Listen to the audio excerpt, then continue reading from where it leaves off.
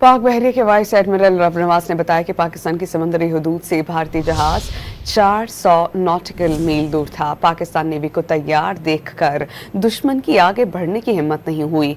समुंदरी हदूद की हिफाजत नेवी की जिम्मेदारी थी, जिसे बखूबी पूरा किया गया।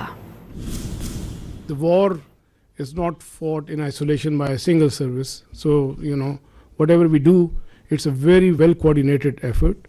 So, all actions are calibrated amongst the three armed forces at what time, what is to be done. So at that time, when that was the video of 4th and 5th of May, we just demonstrated that we were keeping a very close vigilance. And I've mentioned our, the very effective coordination and collaboration with Pakistani Air Force. So I'll not go into those details because of the operational security reasons.